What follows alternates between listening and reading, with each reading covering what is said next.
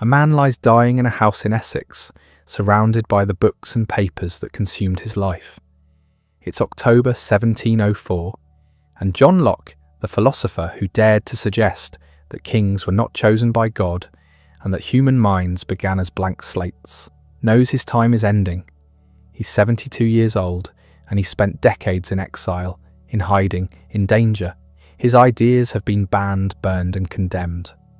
But they've also travelled farther than he ever did, shaping revolutions he'll never see and nations that don't yet exist. This is the story of how a sickly child from a Puritan household became the man who gave the world its most dangerous idea: that government exists to serve the people, not the other way around. And if you think philosophy is abstract and disconnected from real life, consider this. The words Locke wrote in hiding would appear almost verbatim in the American Declaration of Independence. His theories about education would transform how we raise children. His thoughts about the human mind would create modern psychology. 3 centuries later, we're still living in the world John Locke built, but the man who constructed these revolutionary ideas was no firebrand. He was cautious, calculating, and terrified of persecution. He published his most radical work anonymously. He fled England in disguise. He denied writing the very books that made him famous. How does someone so careful produce ideas so explosive? How does a man who spent years studying medicine and never practicing it end up reshaping political philosophy? The answer lies in a life far stranger than the tidy image his admirers later created. Rington was the kind of English village where nothing ever happened. Tucked into the Somerset countryside, about 10 miles from Bristol, it was a place of thatched roofs and church bells, where the same families had farmed the same land for generations. The Civil War raging across England in 1632 felt distant here, an abstraction discussed in hushed tones, but not yet a physical reality. Into this quiet world, on August 29th, 1632, John Locke was born. His father, also named John, was a country lawyer and clerk to the local justices of the peace. The elder Locke wasn't wealthy, but he had something more valuable in 17th century England: connections. He owned a small amount of land, enough to provide modest income, and he'd cultivated relationships with powerful families in the area. His wife, Agnes Keene, came from a family of tanners and had brought a small dowry to the marriage. They'd already lost one child. This new son would be their only surviving boy.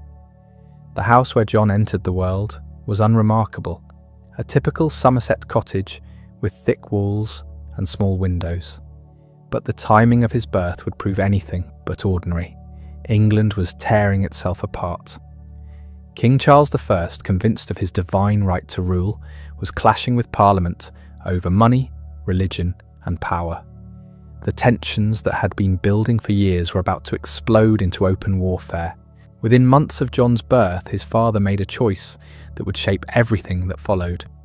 He joined the parliamentary army, the forces opposing the king. This wasn't a decision made lightly. Choosing sides in a civil war meant risking everything: your property, your freedom, your life. But the elder John Locke was a committed Puritan, and he believed Parliament's cause was righteous. He rode off to fight, leaving his young wife and infant son behind in Somerset. The boy who would one day argue that political authority derives from consent grew up in a household marked by his father's absence and the constant anxiety of war. His mother managed the household alone, stretched thin by worry and limited resources. Food was uncertain. News from the war was sporadic and often grim. The young John learned early that the world was dangerous and unstable, that authority figures fought each other with muskets and pikes, that choosing the wrong side could cost you everything. When his father returned from the war, he brought back no wealth or glory. The parliamentary cause had won, the king had been executed, but the rewards for common soldiers were meagre. The elder Locke resumed his work as a country attorney, his political idealism tempered by the harsh realities he'd witnessed. He was stricter now, more demanding. He'd seen what happened to men who lacked discipline. The relationship between father and son became the template for John Locke's later theories about education. The elder Locke was stern but not cruel, distant but not neglectful. He maintained a formal reserve with young John, believing that familiarity bred contempt. In his son's presence, he was always the authority figure, never the friend. Only as John grew older did his father gradually relax this severity, allowing a warmer relationship to develop. Young John was a sickly child, prone to respiratory ailments that would plague him throughout his life. He spent long hours indoors, reading when he could, observing the adults around him with the quiet intensity of someone who knows they're physically vulnerable. The Puritan household valued education, but books were expensive and carefully chosen. The Bible dominated, of course, but there were other texts too. Classical authors in translation, works of theology and moral instruction. What saved John from a life of provincial obscurity was his father's one valuable asset: his connection to Alexander Popham. Popham was a member of Parliament, a man of genuine power and influence. He'd fought in the war alongside the elder Locke, and he remembered his former comrade favourably. In 1647, when John was 14, Popham used his influence to secure the boy a place at Westminster School in London. This was an extraordinary opportunity. Westminster was one of England's great schools, training ground for the elite. Boys who attended Westminster went on to Oxford or Cambridge, then into positions of power in church and state. For a country lawyer's son from Somerset, it was a leap across social classes that would have been impossible without Popham's patronage. But the London young John arrived in was nothing like the sleepy village of his childhood. The city was massive, chaotic, filthy beyond anything he'd experienced. The streets ran with sewage, the air choked with coal smoke. Disease moved through the crowded neighbourhoods like a prowling animal. And everywhere there was noise. Vendors hawking their wares, wagons clattering over cobblestones, arguments and laughter, and the constant press of humanity. Westminster School sat in the shadow of Westminster Abbey, close enough to the centres of power that students could feel history happening around them.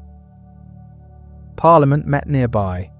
The king, or what remained of royal authority in these strange years after Charles I's execution, maintained a presence. The boys at Westminster were being prepared to enter this world of power, and they knew it. The curriculum was brutal by modern standards. Students rose before dawn and spent their days drilling in Latin and Greek, memorizing vast passages of classical authors, composing verses in dead languages. Physical punishment was routine. Masters believed the rod was essential to learning, and they applied it freely. The food was poor, the living conditions harsh. Many boys fell sick. Some died. Locke survived, but he didn't thrive. He was a competent student, nothing more. His later writings suggest he found the endless rote memorization stultifying, the physical discipline excessive. He learned his Latin and Greek, but he also learned something else, that the educational methods everyone accepted as natural and necessary were actually choices, and perhaps poor ones. The seeds of his later revolutionary ideas about teaching children with kindness rather than violence were planted here, in a school where beating students was considered good pedagogy. Outside the school walls, England continued its convulsions. The execution of Charles I in 1649 had created a power vacuum. Oliver Cromwell, the military leader who'd commanded the parliamentary forces to victory, was gradually consolidating control. By the time Locke was a teenager, England had become something it had never been before, a republic, though they called it a commonwealth. There was no king, only a Lord Protector, and a parliament stripped of its royalist members. The Puritan Revolution that Locke's father had fought for was reaching its zenith.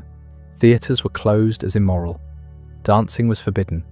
Christmas celebrations were banned as papist superstition. The government tried to regulate private behaviour in ways that would have seemed absurd a generation earlier. It was an experiment in using state power to enforce religious morality, and it was making many people deeply uncomfortable. Young Locke absorbed all of this. He was living through one of the most dramatic political transformations in English history, watching as men debated whether kings were necessary, whether the church should control the state or the state the church, whether ordinary people had rights that governments must respect. These weren't abstract questions. They were matters of life and death, playing out in the streets around his school. In 1652, at age 19, Locke won election to a studentship at Christ Church, Oxford. This was the culmination of his Westminster education, the prize that made all those years of Latin conjugations worthwhile. Christ Church was Oxford's grandest college, home to the university's cathedral, training ground for bishops and statesmen. A studentship there was a position of genuine privilege, bringing with it income, lodging, and the opportunity to pursue studies indefinitely. Oxford should have been exciting. Instead, Locke found it disappointing. The university was still teaching medieval philosophy, endless debates about Aristotelian metaphysics that seemed disconnected from the revolutionary changes happening in natural philosophy across Europe. While men like Galileo and Descartes were reshaping humanity's understanding of the physical world, Oxford dons were still arguing about how many angels could dance on the head of a pin. The prescribed course of study was logic, metaphysics, and classical languages. Students attended lectures, participated in formal disputations, and worked toward degrees in a system that hadn't changed substantially in centuries. It was intellectually stifling, and Locke knew it. He did the work required of him, but his real education was happening elsewhere. Because Oxford, for all its institutional conservatism, was also a place where curious minds could find each other. In the gaps between official studies, in private rooms and informal gatherings, students and junior faculty were discussing the new ideas filtering in from the continent. They were reading Descartes' Meditations, learning about the experimental method, questioning everything their professors took for granted. The scientific revolution was happening, and even Oxford couldn't completely seal itself off from it. Locke began spending time with a circle of students interested in natural philosophy. They conducted primitive experiments, debated the nature of matter and motion, tried to reconcile the new mechanical philosophy with Christian theology. It was amateur work, fumbling attempts by young men who lacked proper equipment and training, but it was alive in a way that their official studies were not. Then in 1658, something happened that would transform England again. Oliver Cromwell died. The Lord Protector who'd held the Commonwealth together through sheer force of will was gone, and his son Richard proved incapable of replacing him. Within 2 years, the Republic collapsed. The army generals who really held power began negotiating with the exiled son of Charles I. In 1660, Charles II returned to England and was proclaimed king. The experiment in republican government was over. The monarchy was restored, and with it came a wave of reaction against everything the Commonwealth had represented. The Puritans who'd ruled England for a decade suddenly found themselves out of favour, sometimes in danger. Men who'd supported Parliament during the Civil War had to tread carefully. This should have been a disaster for John Locke. His father had fought against Charles I. The family had supported the parliamentary cause, but Locke himself had been too young to take sides during the war, and at Oxford he'd kept his political opinions to himself. He was good at that, at being carefully non-committal, at avoiding positions that might prove dangerous later. It was a skill that would serve him well throughout his life. The Restoration changed Oxford. Royalist scholars who'd been driven out during the Commonwealth years returned to reclaim their positions. The university became more conservative, more hostile to religious dissent. But it also became more intellectually open in certain ways. Charles II, unlike the Puritan leaders he replaced, was interested in science. He founded the Royal Society, giving official sanction to the experimental philosophy that Locke and his friends had been pursuing in secret. Locke stayed at Christ Church, continuing his studies and beginning to take on teaching responsibilities. He lectured on Greek and rhetoric, competently but without distinction. His colleagues remembered him as serious, hard-working, and somewhat aloof. He had friends, but not many close ones. He was building a reputation as a solid scholar, the kind of man who might eventually become a senior fellow and spend his life teaching undergraduates. Then medicine changed everything. Locke had always been interested in natural philosophy, but his focus had been theoretical. Now he began studying anatomy, reading medical texts, attending dissections. He became friends with physicians, learned about the new chemical theories of disease, started thinking about the body as a machine that could be understood through observation and experiment. He never formally completed a medical degree. The regulations required him to study for years longer than he was willing to wait. And besides, he wasn't sure he wanted to practice medicine as a profession. But the medical study gave him something more valuable than credentials, a method. The careful observation, the insistence on evidence, the willingness to question received wisdom. These would become the hallmarks of everything he later wrote. By his mid-30s, Locke had settled into what looked like a comfortable academic career. He had his studentship at Christ Church, which provided income and lodging. He had his medical studies and his experiments. He had a small circle of intellectual friends. It wasn't exciting, but it was safe. For a man whose family had nearly been ruined by choosing the wrong side in a civil war, safety mattered.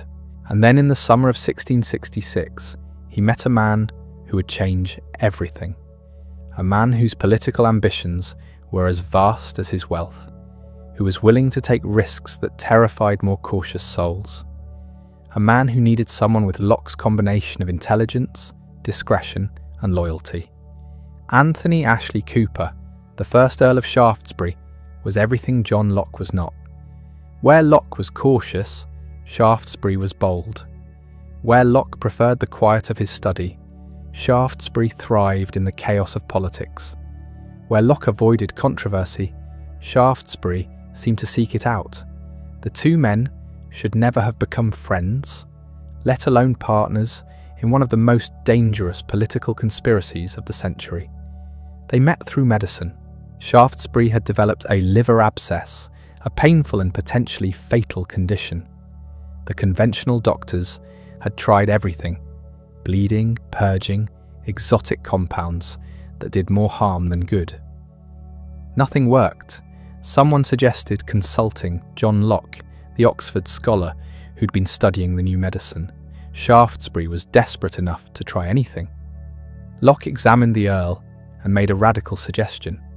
Instead of more medicines, what if they drained the abscess surgically? It was risky. Infections killed more patients than the original diseases, but Shaftesbury agreed, and Locke, working with a surgeon named Thomas Sydenham, performed the operation. They inserted a silver tube to keep the wound open and allow it to drain. Against all odds, it worked. Shaftesbury recovered. He was grateful, obviously, but gratitude wasn't why he invited Locke to leave Oxford and join his household in London. Shaftesbury had recognised something in the scholar that most people missed. Beneath that careful exterior, beneath all that academic caution, was a mind that questioned everything. The kind of mind that could be useful to a man planning to reshape England's political future. Locke accepted. In 1667, at the age of 35, he left the university that had been his home for nearly 2 decades and moved into Exeter House, Shaftesbury's London mansion. He became secretary, advisor, physician, and friend.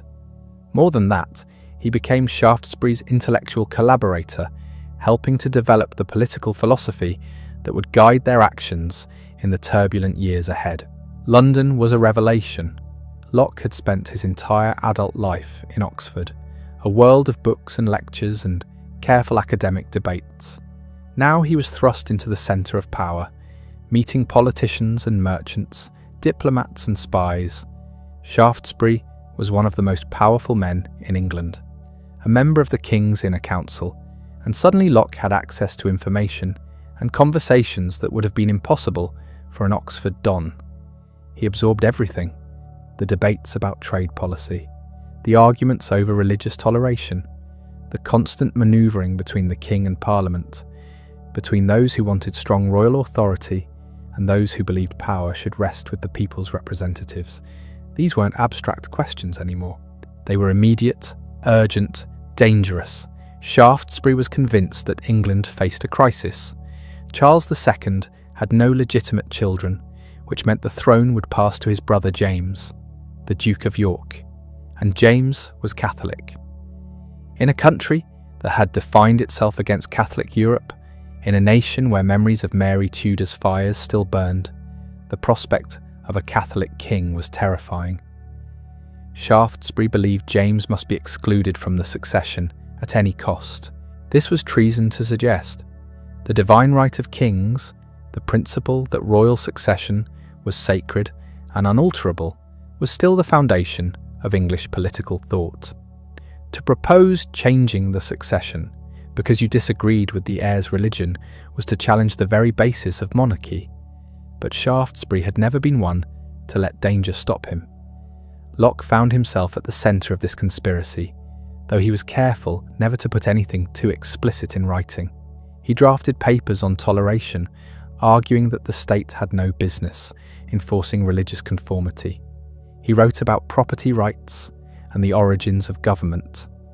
He began developing ideas about natural law and the social contract, though he kept these writings private, locked away in his study.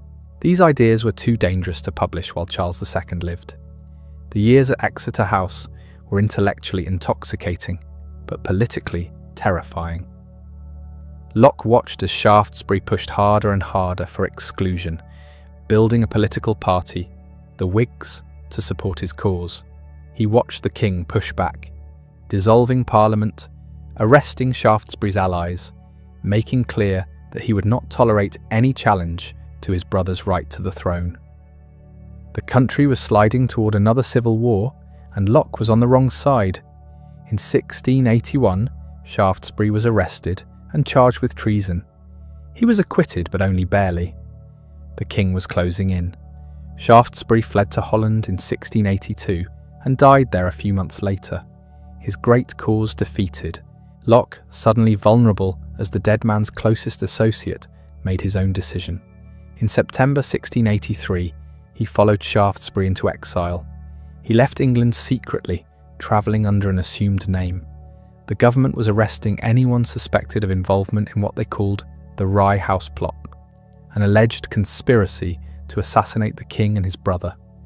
Locke had not been part of any assassination plan, but that might not matter if he were arrested and questioned.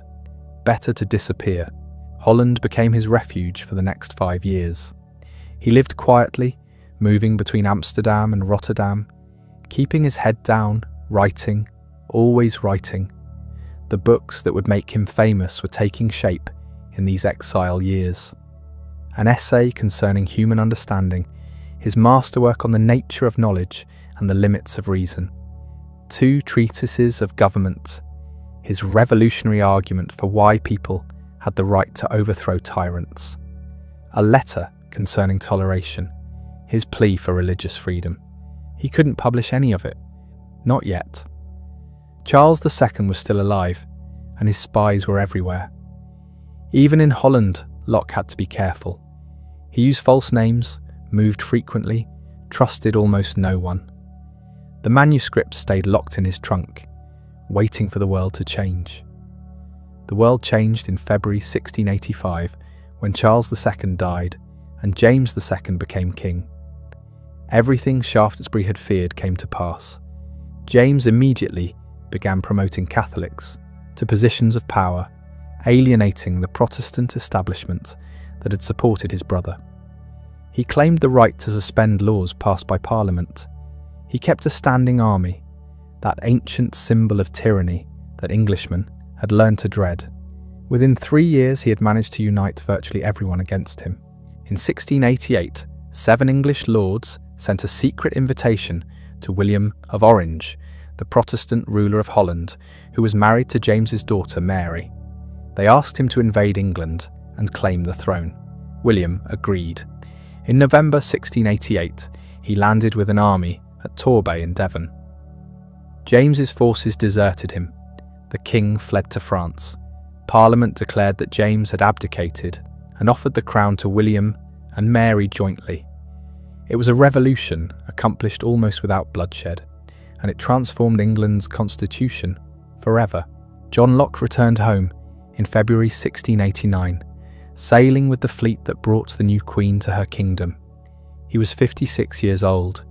He'd spent nearly 6 years in exile, most of his adult life in the shadow of more powerful men, always careful, always cautious, always waiting. Now finally it was safe to speak. His books began appearing almost immediately. The letter concerning toleration was published first in Latin, then quickly translated into English. It argued that the state had no business enforcing religious belief, that conscience could not be compelled, that diversity of faith was not a threat but a strength. In a country exhausted by religious conflict, it was a message many were ready to hear. Then came the 2 treatises of government, published anonymously but quickly attributed to Locke. The second treatise was dynamite. Locke argued that government was not a divine institution, but a human creation, established by consent of the governed for specific purposes. People had natural rights to life, liberty, and property that existed before government, and that government was created to protect. When a ruler violated those rights, when he became a tyrant, the people had not just the right, but the duty to remove him. This was the philosophical justification for everything that had just happened. The glorious revolution wasn't treason, wasn't rebellion, wasn't a violation of divine order. It was the people of England exercising their natural right to choose their government. James had broken the social contract.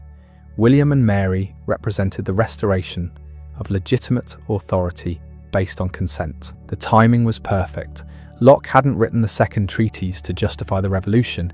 He'd written it years earlier, probably during the exclusion crisis. But by holding it back until the political situation changed, he'd created a work that seemed to speak directly to the moment. It became the intellectual foundation for the new order, the explanation of why what had happened was not just necessary, but right. The essay concerning human understanding appeared in December 1689, a massive work that had been gestating for nearly 20 years. It asked a simple question: how do we know what we know? The answer Locke provided would reshape philosophy for the next century. There are no innate ideas, Locke argued. We are not born with knowledge already imprinted on our souls. The mind at birth is a tabula rasa, a blank slate. Everything we know comes from experience, from sensation and reflection on those sensations. This was a direct challenge to the rationalist tradition, to Descartes and his followers, who believed that certain truths were built into the structure of reason itself. If knowledge comes from experience, then it's limited by experience. We can't know the ultimate nature of things, the real essences that philosophers had been debating for centuries. We can only know how things appear to us, how they affect our senses, what patterns we observe. It was a modest epistemology, but also a liberating one. Stop arguing about abstract essences, Locke was saying. Pay attention to the world as it actually presents itself to us. The implications rippled outward. If we're not born with innate ideas, then we're not born with innate moral principles either. Morality must be learned, must be taught, must be justified through reason and experience. This made education crucial, made the formation of character through proper upbringing the key to creating a good society. It also meant that different societies might develop different moral codes, that there was no single universal standard imprinted on every human soul. Locke was careful to avoid the full implications of this relativism. He insisted that morality was still objective, still grounded in natural law, still something reason could discover. But the foundation had shifted. Authority, tradition, revelation, none of these could substitute for the individual's own rational investigation of what was right. Within months, Locke had become the most famous philosopher in England. His works were debated in coffee houses and university halls. Critics attacked his empiricism as leading to skepticism and atheism. Defenders praised his clear thinking and his commitment to reason over dogma. Everyone recognized that something important had happened, that the intellectual landscape had shifted. Locke himself remained characteristically cautious. He refused to put his name on the treatises of government, understanding that despite the revolution, these ideas were still potentially dangerous. He engaged in philosophical debates through letters and published replies, but always maintained a certain distance, a certain reserve. Fame made him uncomfortable. He'd spent too many years learning to keep his head down. He settled into a comfortable existence, dividing his time between London and the country home of his friends the Mashams at Oates in Essex. He held a government position as Commissioner of Trade, work he took seriously and performed competently. He corresponded with intellectuals across Europe, revised his works for new editions, wrote new essays on education and religion. It was the life he'd always wanted: financially secure, intellectually engaged, politically safe at last. But the ideas he'd unleashed would not stay contained. The second treatise was already being read in ways he hadn't quite intended. If governments were based on consent, who exactly got to consent? Locke had assumed it was property owners, men of substance and education. But the logic pointed towards something more radical. If all men were born equal, if rights were natural rather than granted by government, then why should anyone be excluded? These questions would haunt the next century. The questions would haunt the next century, but Locke wouldn't be there to answer them. By the late 1690s, his health was failing. The asthma that had plagued him since childhood was growing worse. His breathing became laboured, his energy diminished. He spent more time at Oates, less in the bustle of London. The house in Essex was quiet, surrounded by gardens and fields. It was a good place to think, to write, to watch the seasons change. He continued working. There were always new additions to prepare, objections to answer, ideas to refine. His essay concerning human understanding went through multiple printings, each one incorporating his responses to critics. He wrote a lengthy defense of his views on religious toleration, pushing the argument even further. He drafted thoughts on education that would later be published as Some Thoughts Concerning Education, a work that would influence pedagogical theory for generations. But the pace had slowed. The man who had once hidden his manuscripts and fled across the English Channel now wrote with the calm assurance of someone whose battles were mostly won. The glorious revolution had succeeded. William and Mary ruled according to the principles Locke had articulated. Religious toleration, while imperfect, had expanded. The intellectual climate had shifted in his direction. He wasn't naive about it. He knew that power remained concentrated in too few hands, that toleration didn't extend to Catholics or atheists, that the property requirements for voting excluded most of the population. But compared to the world of Charles II, compared to the days when Shaftesbury's life hung by a thread, this was progress. Incremental, imperfect, but real. His last years were spent in contemplation and correspondence. He wrote long letters to friends, discussing philosophy, politics, and the state of his garden. He read voraciously, keeping up with the latest scientific discoveries and theological debates. He maintained his friendship with Newton, the two great minds of their age exchanging thoughts on everything from biblical prophecy to the nature of space and time. There were personal losses. His friend James Tyrrell, who had been with him since Oxford, died in 1702. Other old companions followed.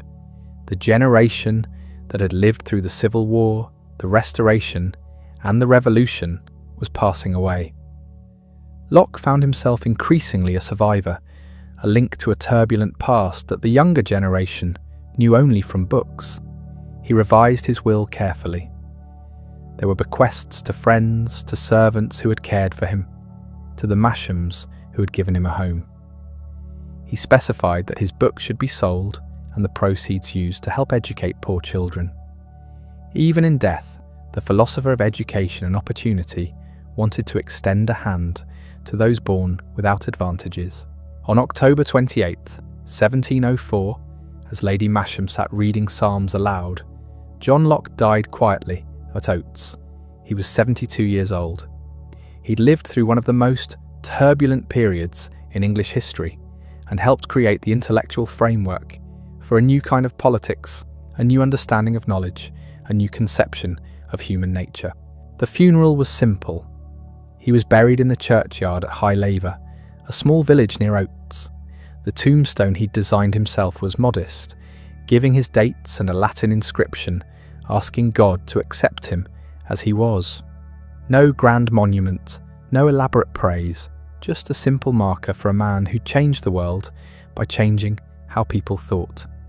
But the ideas he'd planted were just beginning to grow. Within a generation, they would cross the Atlantic and take root in soil he'd never seen. In 1776, a Virginia planter named Thomas Jefferson sat in a rented room in Philadelphia, trying to write a declaration. He needed to explain why 13 colonies were breaking away from the British Empire, needed to articulate principles that would justify revolution, not just to Americans, but to the world. He reached for ideas that were by then commonplace among educated colonists, ideas they'd absorbed through reading and debate. The words came easily because Locke had written them first. We hold these truths to be self-evident, that all men are created equal, that they are endowed by their Creator with certain unalienable rights, that among these are life, liberty, and the pursuit of happiness. Life, liberty, and the pursuit of happiness. Locke had written life, liberty, and property. Jefferson's substitution was deliberate, broadening the concept, but the structure remained Locke's. Natural rights that existed before government, that no government could legitimately take away. The social contract theory that government existed to protect these rights.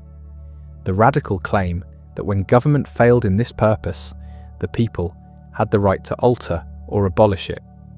The Declaration of Independence is essentially a Lockean document, applying the Second Treatise's principles to the specific case of American grievances against George III.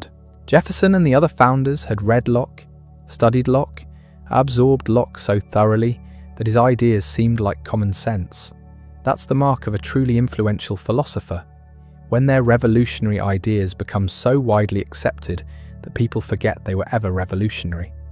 The Constitution that followed 11 years later embodied more Lockean principles. The separation of powers, the checks and balances, the limitations on government authority, the protection of individual rights through a Bill of Rights, added shortly after ratification.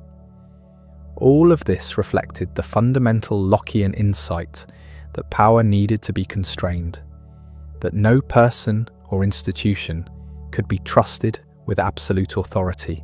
James Madison, the Constitution's primary architect, had studied Locke at Princeton. So had many of the other delegates to the Constitutional Convention. They were working out the practical details of implementing ideas Locke had developed in the abstract. How do you actually create a government based on consent? How do you protect individual rights while maintaining order?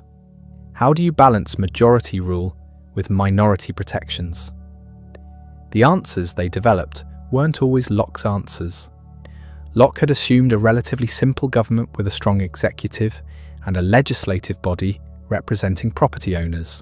The Americans created something more complex, with federal and state powers carefully balanced, with an independent judiciary, with more explicit protections for individual liberty. But the framework was Lockean. Across the Atlantic, the French were reading Locke too. When revolution came to France in 1789, the Declaration of the Rights of Man and of the Citizen echoed Locke's language about natural rights and the social contract.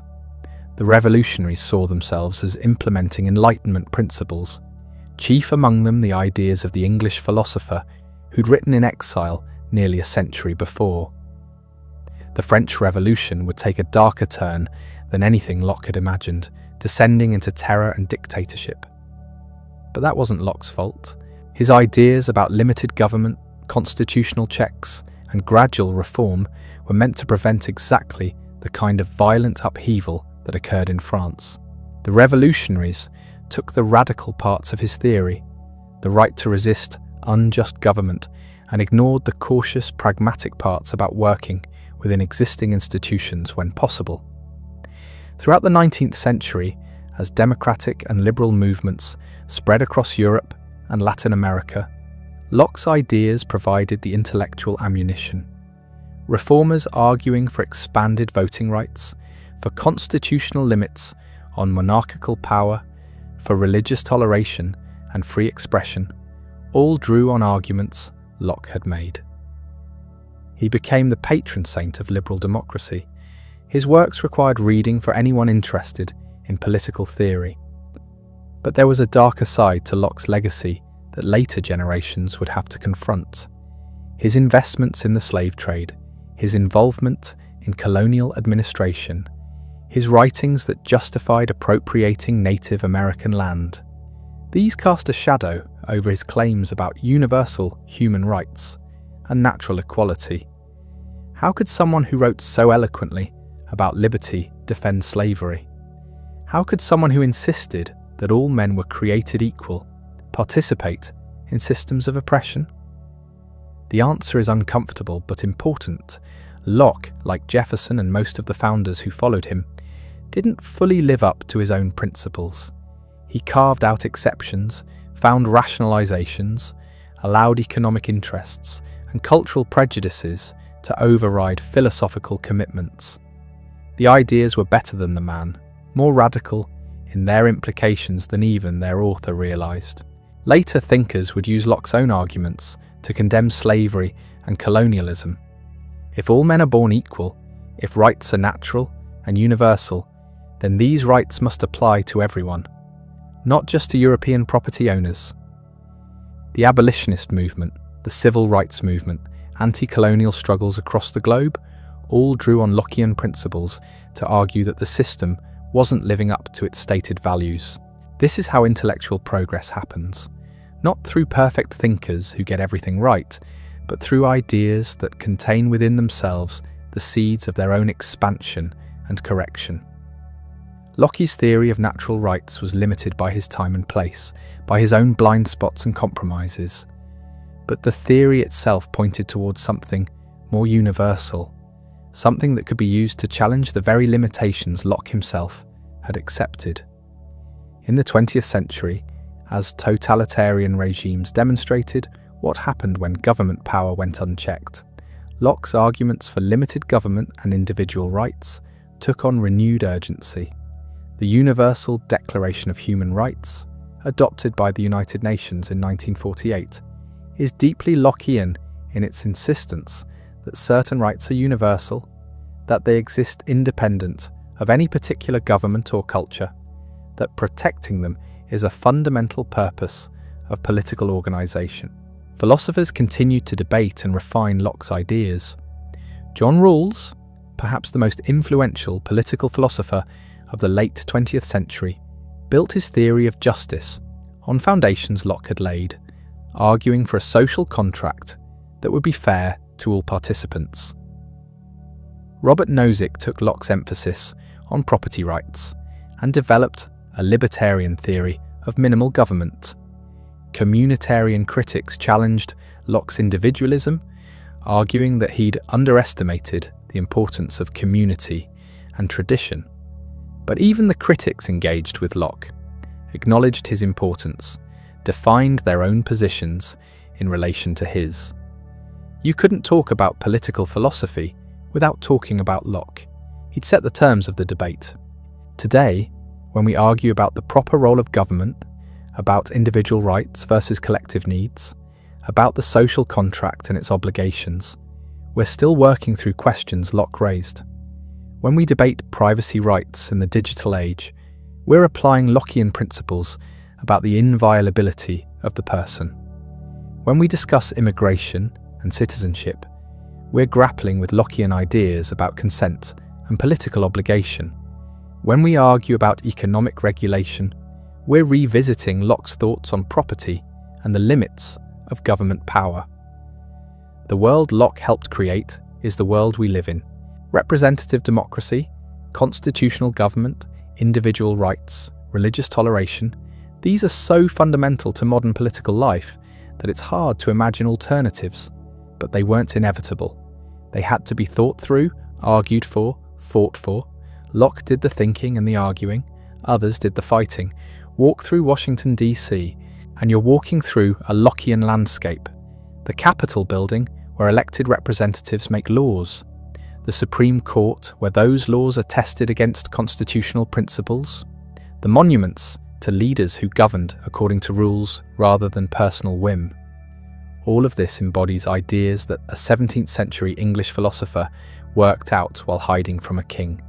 The system worked, not perfectly, never perfectly, but it worked better than what came before. The question we need to ask now is whether it can work for what comes next. But before we look forward, we need to understand something crucial about Locke that most people miss.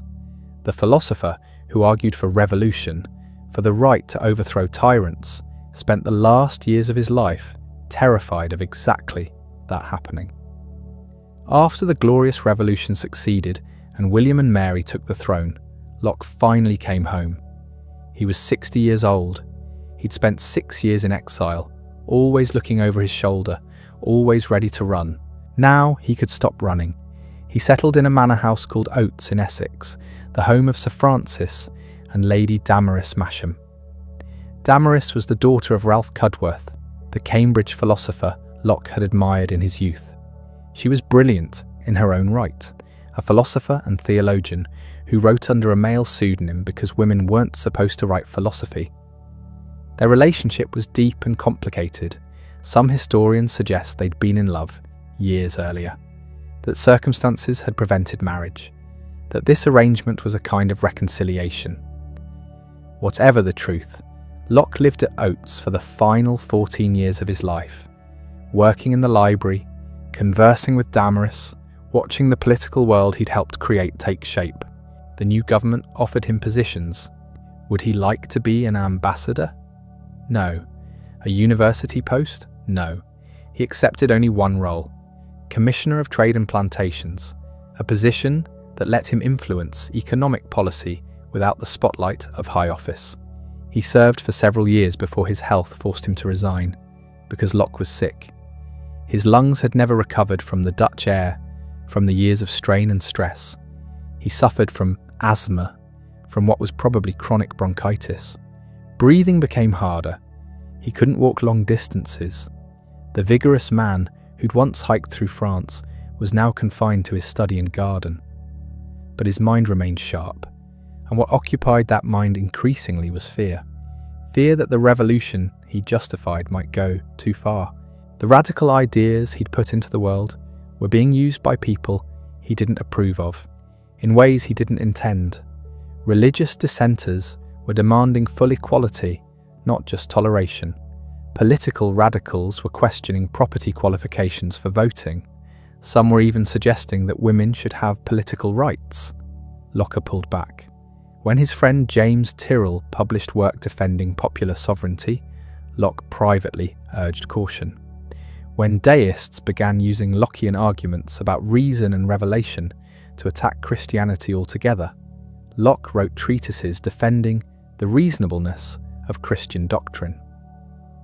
When economic thinkers pushed his property theory toward conclusions about redistribution of wealth, Locke insisted that property rights were sacred and inviolable.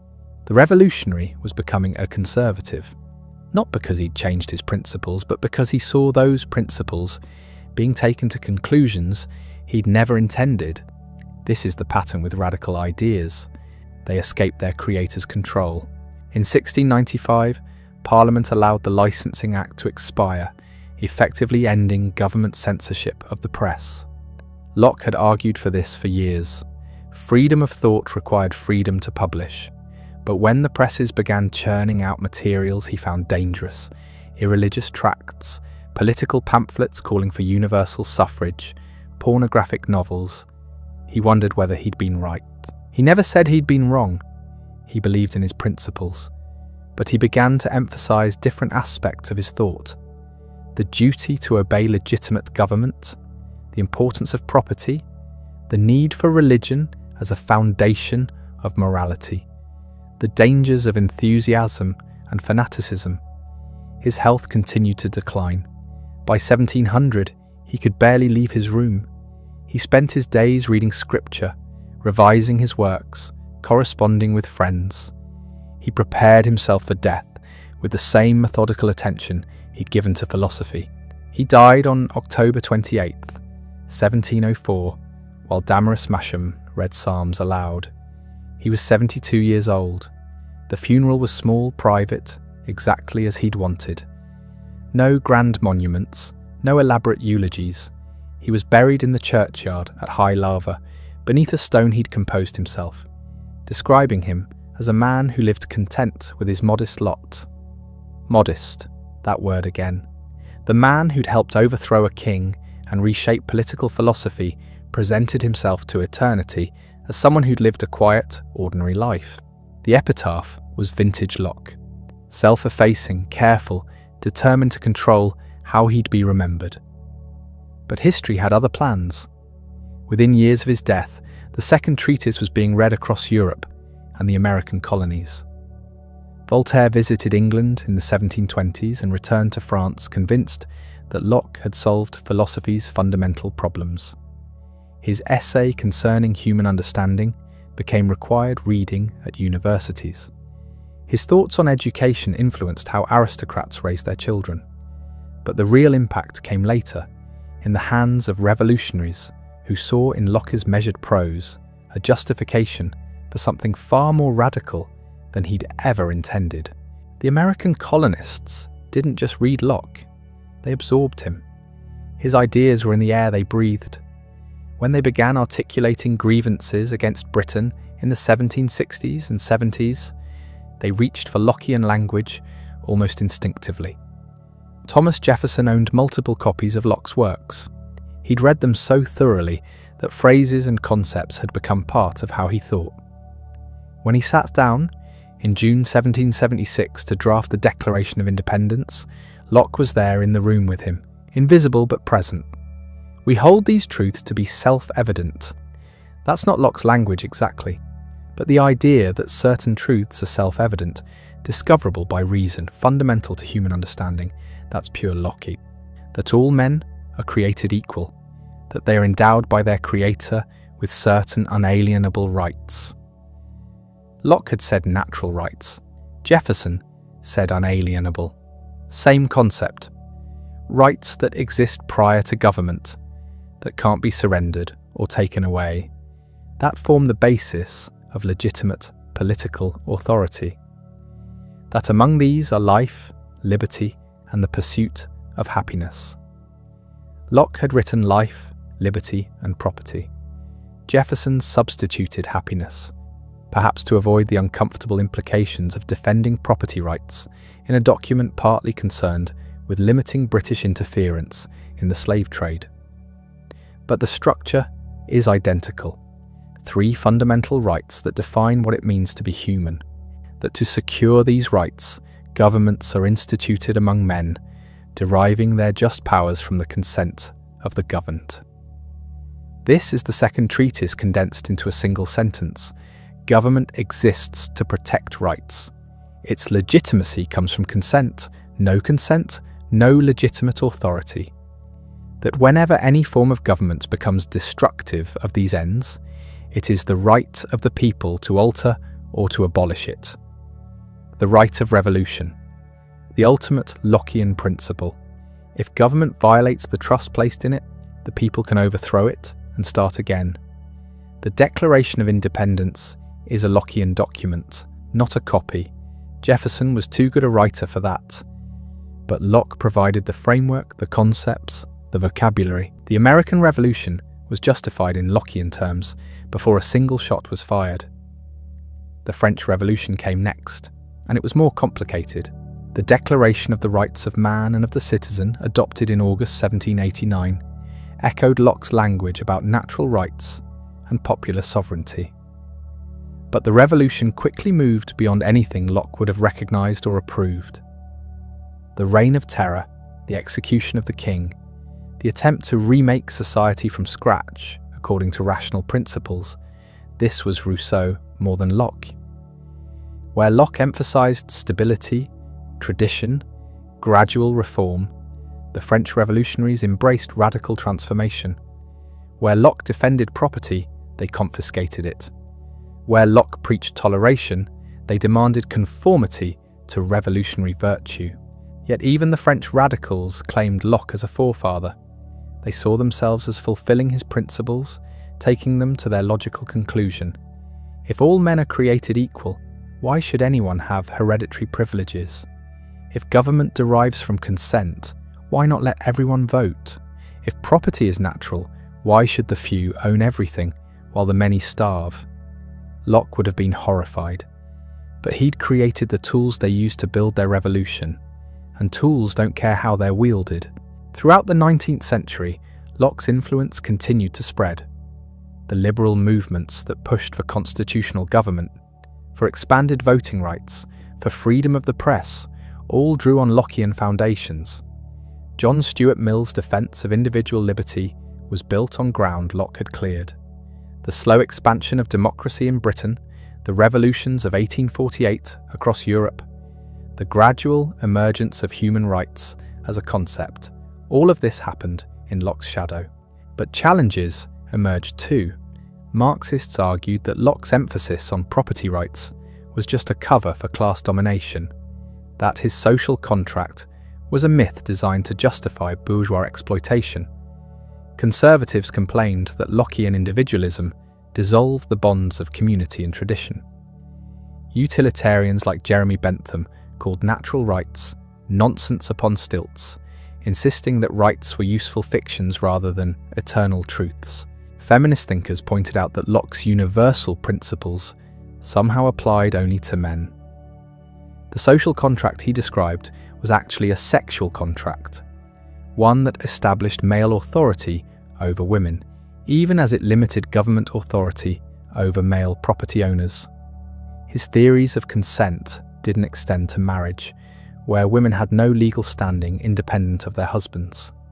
Anti-colonial movements used Locke's principles to challenge European imperialism, pointing out the contradiction between claiming natural rights for Europeans while denying them to colonized peoples. If the right to property comes from mixing labour with land, what about indigenous peoples who'd been labouring on their land for centuries before Europeans arrived?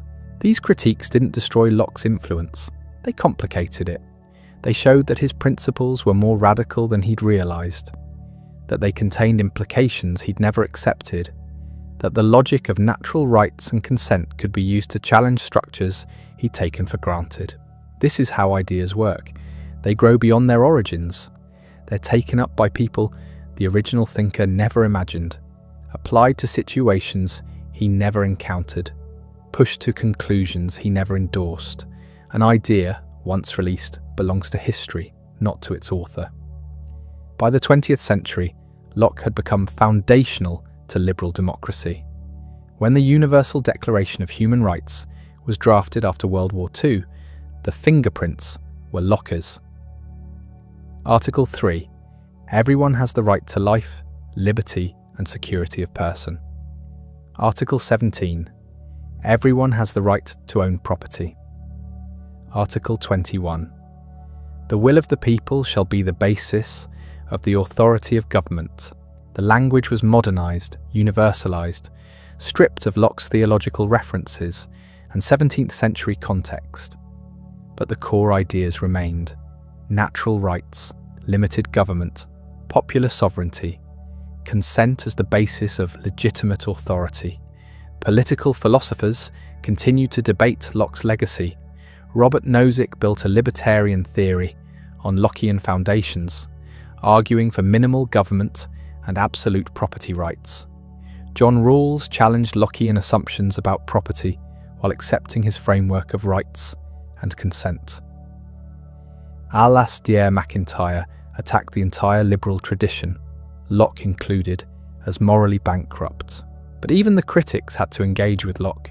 You couldn't talk about modern political philosophy without addressing the questions he'd raised and the answers he'd provided. He'd set the agenda. Today, 3 centuries after his death, we still live in a Lockean world. When we debate healthcare as a right, we're using a framework Locke established. When we argue about government surveillance and privacy, we're applying Lockean principles about the limits of state power. When we discuss consent in everything from medical treatment to sexual relationships, we're extending ideas Locke developed about political legitimacy. The specific applications would baffle him. He never imagined the internet, global markets, nuclear weapons, climate change, artificial intelligence, but the questions remain his questions. What are rights? Where do they come from? What makes government legitimate? When can we resist authority? How do we balance individual freedom with collective needs? We don't have final answers. Locke didn't either. What he gave us was a way of thinking about these questions, a vocabulary for discussing them, a framework for working towards solutions. The framework has been challenged, modified, expanded, but it endures. Because here's what Locke understood that makes him still relevant. Political authority is a problem that requires justification. It's not natural, not given, not something we can take for granted. Every generation has to work out for itself why some people get to make rules that others must follow, and what limits constrain that power. He didn't solve the problem. He showed us how to think about it. That's enough to change the world. The ideas were out there now, circulating through pamphlets and coffee houses, whispered in taverns and debated in universities. But the man who'd unleashed them was dying, and he knew it. By 1704, John Locke's health had deteriorated beyond recovery. The asthma that had plagued him since childhood had worsened, his breathing was laboured, his strength was failing. He spent most of his time in a chair by the fire at Oates, the country house where he'd lived for the past decade as a guest of the Masham family. He was 72 years old. He'd outlived most of his generation.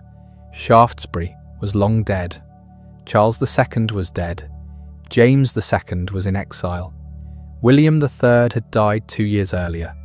The world Locke had helped create was moving forward without him. He put his affairs in order with characteristic precision. He revised his will. He organised his papers. He wrote letters to friends, brief and unsentimental. He was not a man given to emotional displays. Even dying, he maintained his composure. On October 28th, 1704, Damaris Masham sat with him as he grew weaker. She'd been his closest companion for years, the intellectual friend he'd never quite married, though they'd shared a deep affection that transcended conventional categories. He asked her to read to him from the Psalms, not because he'd become suddenly devout in his final hours. He'd always believed in God, always maintained that Christianity was rational. But the Psalms offered comfort, and comfort seemed appropriate now. As she read, Locke closed his eyes. His breathing slowed, then stopped. There was no drama, no final pronouncement. He simply slipped away, as quietly as he'd lived much of his life. They buried him in the churchyard at High Laver, a small village near Oates. The grave marker bore a Latin inscription he'd written himself. It was modest, factual, almost clinical. He listed his accomplishments without boast, noted his character without embellishment, and concluded with the observation that his virtues, such as they were too small to be praised. It was perfectly Lockean, reasonable, measured, slightly self-deprecating. Even in death he refused to claim more than he'd earned. The obituaries were respectful, but not effusive. He was remembered as a learned man, a respected philosopher, a contributor to public discourse. But nobody predicted that his influence would grow rather than fade, that his ideas would prove more powerful dead than alive. Because something interesting happens to ideas after their author dies. They become available for use in ways the author never controlled. They get interpreted, reinterpreted, applied to situations the original thinker never imagined.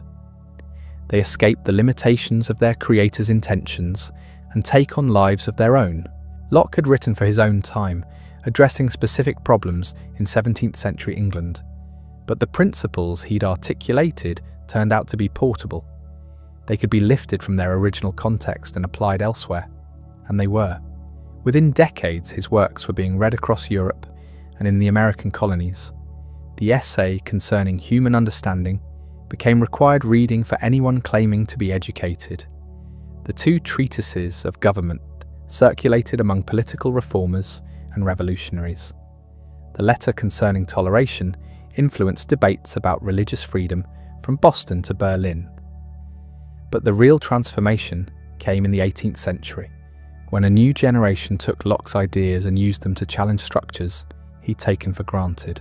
Starts with slavery. Locke had invested in the Royal African Company. He'd helped write the fundamental constitutions of Carolina, which explicitly protected slavery. His own philosophy seemed to permit it, at least under certain conditions. But here's what happened. Abolitionists read Locke and found in his work the weapons they needed. If all men are created equal, if natural rights belong to humans as such, if consent is required for legitimate authority, then slavery is indefensible. It violates everything Locke claimed to believe. The argument was there in his own writings, waiting to be activated. He hadn't seen it, or hadn't wanted to see it. But others did. Granville Sharp, one of Britain's first abolitionists, cited Locke's principle that no one can be subjected to political power without their consent. How could slavery be justified when slaves had never consented to their condition? James Otis, the American lawyer, used Locke's natural rights theory to argue that slavery violated natural law. The colonists are by the law of nature free-born, as indeed all men are, white or black. The logic was Lockean even when the conclusion contradicted Locke's practice. The ideas had grown beyond their author. Women's rights followed a similar pattern. Locke had said nothing about women's political equality. His theory of consent applied to male heads of household. Women were governed through their husbands and fathers. Mary Astell saw the contradiction immediately. In 1700, she wrote a devastating critique. If all men are born free, as Mr. Locke says, why are all women born slaves? If absolute sovereignty is tyrannical in government, why is it acceptable in families? Astell wasn't claiming Locke as a feminist. She was showing that his principles, if applied consistently, led to conclusions he'd never accepted. The framework he'd built could be turned against the assumptions he'd left unexamined. A century later, Mary Wollstonecraft would make the argument explicit. A vindication of the rights of woman applied Lockean reasoning to women's education and political status. If reason is what qualifies humans for rights, and women possess reason, then women possess rights. The logic was simple, brutal, and borrowed directly from Locke's own method. Property rights became another battleground. Locke had argued that labour creates property rights. You mix your labour with something, it becomes yours. Simple enough. But what about inherited wealth? What about land monopolies? What about systems where a few people own everything and most people own nothing? Critics pointed out that Locke's labour theory, taken seriously, would undermine most existing property relations. If only labour creates legitimate ownership, then aristocratic estates acquired through conquest or inheritance have no moral foundation. Radical reformers like Thomas Paine used Locke's principles to argue for land redistribution and inheritance taxes. If the earth belongs to everyone in common, as Locke had said, then how did a small elite get to control it all? Socialists went further. If labour creates value, they argued, then workers should own the products of their labour. Capitalism, which separates workers from ownership, violates Lockean principles. Locke would have rejected these conclusions. He'd explicitly defended inheritance and unlimited accumulation, but the arguments were there in his work, latent, waiting for someone to draw them out. Colonial governance presented the sharpest contradictions. Locke had helped govern Carolina. He'd invested in colonial ventures. He'd written about America as empty land, conveniently ignoring the people who already lived there. But his theory of consent created problems for empire. If government requires the consent of the governed, what about colonies? The people in India or Jamaica or Massachusetts hadn't consented to British rule. They were subjects, not citizens. They had no representation, no voice, no way to withdraw consent. American revolutionaries seized on this. No taxation without representation was a Lockean argument. The colonies were being governed without their consent. By Locke's own standards, resistance was justified. The Declaration of Independence reads like a compressed version of the Second Treatise. All men are created equal, endowed by their Creator with certain unalienable rights. Among these are life, liberty, and the pursuit of property. Jefferson changed property to pursuit of happiness, but the framework was pure Locke. When the Americans listed their grievances against George III, they were following Locke's script. The king had violated the social contract. He'd exceeded his authority. The people had the right to dissolve the political bands, connecting them to Britain, and establish new governments. It was Locke's argument, transplanted across the Atlantic, used to justify rebellion against the British Empire that Locke himself had served. The French revolutionaries went even further.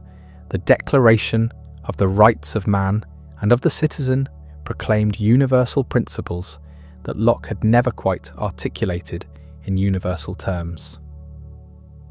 Men are born and remain free and equal in rights, not Englishmen, not property owners, men, all of them. The French were radicalizing Locke, pushing his logic beyond the boundaries he'd accepted. He'd argued for religious toleration, but not for atheists. They proclaimed freedom of conscience for everyone. He'd defended property as sacred. They confiscated aristocratic estates. He'd supported constitutional monarchy. They executed the king. These weren't perversions of Locke's philosophy. They were extensions. The principles, once unleashed, led to conclusions he'd never imagined or would never have endorsed. By the 19th century, Locke had become a problem for everyone. Conservatives quoted him to defend property rights and limited government. Radicals quoted him to attack inherited privilege and demand universal suffrage. Liberals quoted him to support constitutional reform. Each group found what they needed in his work. This wasn't dishonest. It was how ideas function. Locke had provided tools, concepts, frameworks. Different people used them for different purposes. The tools were genuine, even when the results contradicted each other. Think about natural rights. Locke had grounded them in God's design and human reason. But what if you don't believe in God? What if you think reason is culturally constructed rather than universal? Enlightenment thinkers tried to secularize Locke, keeping the rights while discarding the theology. Jeremy Bentham attacked the whole concept as nonsense upon stilts. If rights aren't natural, if they're just legal fictions created by governments, then the entire Lockean edifice collapses. But the language of natural rights proved remarkably resilient. Even Bentham's utilitarian followers found themselves appealing to individual liberty and limited government, the very things Locke had defended. The vocabulary was too useful to abandon. Whether or not rights were truly natural, talking about them as if they were provided a powerful tool for challenging authority. Modern political philosophy is still working through these tensions. Libertarians embrace Locke's defense of property and minimal government. Socialists embrace his labour theory of value while rejecting his conclusions about accumulation. Liberals try to balance both impulses, defending rights while accepting redistribution. None of these positions is purely Lockean. All of them draw on Locke. The contradictions in his work turned out to be productive. They generated debate, forced clarification, pushed people to think harder about what they actually believed. Consider his argument about consent. It sounds clear until you start asking questions. What counts as consent? Silence? Residence? Voting? What about people who can't consent? Children, the mentally ill future generations? Locke said that tacit consent was enough. You consent to government by owning property or simply living within its territory. But that seems to make consent meaningless. If you can't withdraw it, if you can't avoid it, is it really consent? Critics have been pointing this out for 3 centuries. And yet the idea persists that legitimate government requires some form of consent, however we define it. We can't seem to let go of the principle even when we can't make it work cleanly. Or take his labour theory of property. You mix your labour with unowned resources, they become yours. But how much can you claim? Locke said you can take as much as you can use without waste, leaving enough and as good for others. That qualification, enough and as good, is doing enormous work. In a world of finite resources, can anyone claim ownership without diminishing what's available to others? If not, does private property become impossible to justify? Locke thought the qualification was satisfied because the world was vast and mostly empty. He was wrong about that. So what happens to his theory when the world fills up? These aren't academic puzzles. They're live questions about how we organise society, distribute resources, and justify or challenge existing arrangements. Locke gave us a framework that's both powerful and incomplete. The power comes from its simplicity. Rights, consent, limited government. These are ideas people can grasp and apply. The incompleteness comes from the gaps and contradictions Locke never resolved. What rights? Whose consent? How limited? Every generation has to work out the details for themselves. Locke pointed the direction. He didn't provide the map, and maybe that's why his influence endures. If he'd solved everything, we'd have moved on. If he'd been completely wrong, we'd have discarded him. But he was right enough to be useful, and incomplete enough to require constant reinterpretation. The questions he raised are permanent. The answers keep changing. That's not a bug. It's the feature that makes him still relevant. John Locke's contradictions weren't just theoretical puzzles. They were about to collide with reality in the most violent way imaginable. Because across the Atlantic, in 13 British colonies, people were reading his words and preparing to act on them. The American Revolution didn't start with Locke. It started with taxes, the Stamp Act, the Townshend Acts, tea dumped in Boston Harbor. These were practical grievances about money and power, not abstract philosophy. But when colonists needed to justify their resistance, when they needed to explain why rebellion might be legitimate, they reached for Locke's arguments. Thomas Jefferson owned multiple editions of the 2 treatises. So did John Adams, Benjamin Franklin, James Madison. These weren't decorative volumes sitting on shelves. They were working texts, annotated and argued over. When the Continental Congress needed someone to draft a declaration explaining why America was breaking from Britain, they chose Jefferson, partly because everyone knew he could channel Locke. The result was a document that reads like Locke's greatest hits. We hold these truths to be self-evident. That's Locke's natural law, repackaged as common sense, that all men are created equal. Locke's state of nature, where no one has natural authority over anyone else, that they are endowed by their creator with certain unalienable rights. Natural rights given not by government but by nature or God. That among these are life, liberty, and the pursuit of happiness. Locke had said life, liberty, and property. Jefferson swapped property for happiness, perhaps to avoid the obvious hypocrisy of slave owners claiming property rights. The structure of the argument was pure Locke. Governments are instituted to secure rights. They derive their just powers from the consent of the governed. When government becomes destructive of these ends, people have the right to alter or abolish it. This wasn't Jefferson being clever. This was Locke's theory of revolution, applied to King George III instead of King James II. But notice what happened in the translation. Locke had been cautious, defensive, backward-looking. He was justifying a revolution that had already happened, explaining why removing one king and installing another had been legitimate. The Americans were bolder. They weren't replacing one monarch with another. They were rejecting monarchy entirely. They were doing what Locke had described but probably never imagined, creating a government from scratch based explicitly on consent and natural rights. The Declaration was propaganda, of course, a justification for rebellion written by rebels, but it was also philosophy made practical. Locke had provided the theory. The Americans provided the experiment. Could you actually build a government on these principles? Not just use them to justify replacing a bad king, but use them as the foundation for something new? The answer was complicated. The Declaration said all men are created equal. The Constitution that followed 7 years later counted enslaved people as 3/5 of a person for representation purposes. The Declaration said government derives its power from consent of the governed. The Constitution gave the vote to perhaps 20% of the population. White men with property. Everyone else was governed without consenting. This wasn't just hypocrisy, though it was that. It was the inevitable collision between Locke's universal language and particular interests. Rights are natural and inalienable, but somehow not for slaves, women, indigenous peoples, or the poor. Consent is necessary for legitimacy, but somehow property qualifications for voting don't violate it. Liberty is sacred, but somehow you can own other human beings.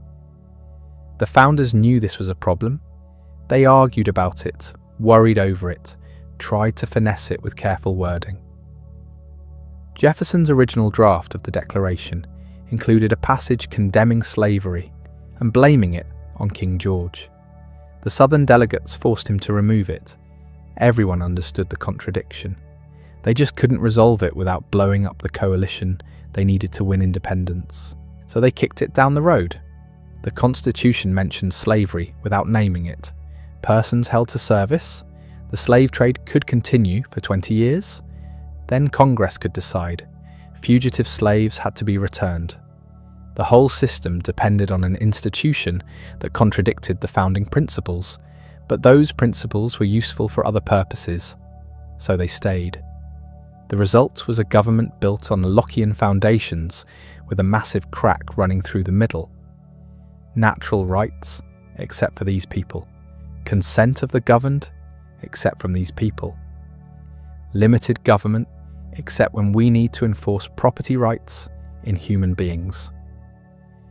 Frederick Douglass saw this clearly. He was born enslaved, escaped, became one of the most powerful orators of the 19th century. When he spoke about the Constitution, he didn't reject it. He weaponized it. The document, he argued, was anti-slavery in its principles, even if its authors weren't. The language of natural rights and human equality was incompatible with slavery. You couldn't consistently believe both, so the task was to hold America to its own stated principles. This was Locke being used against the contradictions Locke himself had tolerated. Because Locke owned stock in slave trading companies, he helped write the fundamental constitutions of Carolina, which explicitly protected slavery. He wasn't bothered by the contradiction between natural liberty and human bondage. But the language he used to defend natural liberty couldn't be contained. Once you say all men are born free and equal, you've created a weapon that can be turned against any hierarchy. Douglass understood this. So did the abolitionists who quoted the Declaration as slavery's defenders. So did Elizabeth Cady Stanton when she wrote the Declaration of Sentiments at Seneca Falls in 1848, demanding rights for women using the same Lockean framework. The logic was unstoppable once you accepted the premises. If rights are natural, they can't be restricted to white men.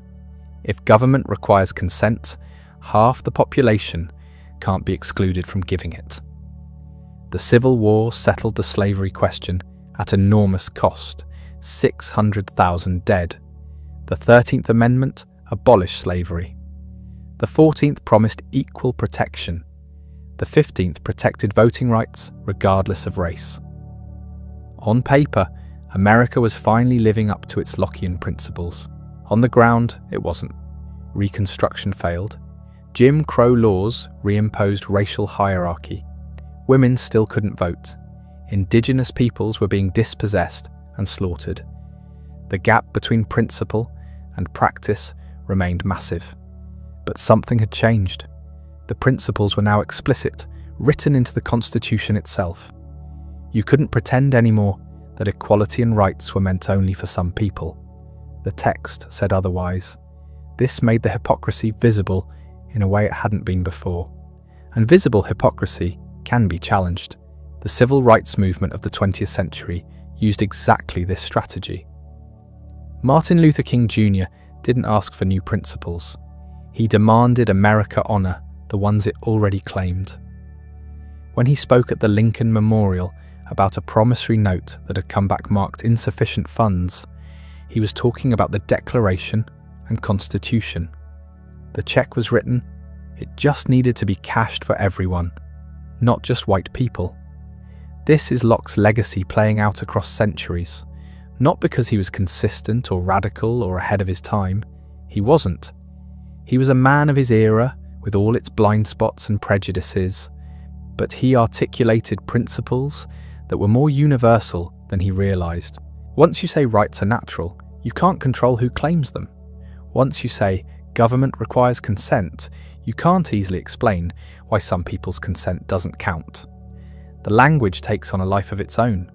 It gets used by people Locke never imagined for purposes he never intended. Slaves citing natural liberty, women demanding political rights, colonized peoples claiming self-determination. They're all using Locke's framework, often against systems Locke himself supported or tolerated. This pattern isn't unique to America. The French Revolution also drew on Locke, mixing him with Rousseau to produce the Declaration of the Rights of Man and Citizen. The Haitian Revolution took those principles seriously and abolished slavery, becoming the first nation founded by formerly enslaved people. Latin American independence movements cited natural rights. Asian and African anti-colonial struggles invoked self-determination and consent. Everywhere European empires had spread, Locke's ideas followed, sometimes deliberately, as colonial elites educated in European philosophy learned to think in terms of rights and social contracts. Sometimes indirectly, as the language filtered through culture and politics until it became common sense. The particulars varied, but the pattern held. People used Lockean principles to challenge the very hierarchies and inequalities that existed when Locke wrote. Was this what he intended? Certainly not. Locke defended property, including inherited wealth and colonial appropriation. He supported hierarchy as long as it was justified by merit or consent, rather than divine right. He never suggested that servants, labourers, or women should have political power equal to property-owning men. His radicalism had clear limits, but intention isn't everything. The principles he articulated had implications he didn't pursue. Other people pursued them. They pushed the logic further, applied it more consistently, refused to accept the exceptions and qualifications that Locke had taken for granted. This is why political philosophy matters. Not because philosophers have special wisdom, or because their arguments are unassailable. Most philosophical arguments have holes you could drive a truck through. Locke's certainly do, but philosophy provides language, concepts, and frameworks that people can use to think about their situation and imagine alternatives. Locke gave us a way to talk about political legitimacy that didn't depend on tradition, divine right, or might makes right. Government exists to protect rights. It requires consent. It can be resisted if it fails. These ideas are simple enough to be widely understood and radical enough to challenge almost any existing arrangement. That's a powerful combination. It's why Locke keeps getting invoked in political struggles centuries after his death. Not because everyone has read him, or because his arguments are perfect, but because the vocabulary he helped create is useful. Rights, consent, legitimacy. These words do work. They allow people to question authority and demand justification. The fact that Locke himself would have opposed many of the movements that use his language is almost beside the point. Ideas escape their origins. They get remixed, reinterpreted, turned toward purposes their creators never imagined. That's not a bug. That's how intellectual history works. Consider what happened with the labour theory of value. Locke said you own what you produce through your labour. He meant this as a justification for private property, especially in colonial contexts where Europeans were mixing their labour with supposedly unowned land. But socialists read the same argument and reach different conclusions.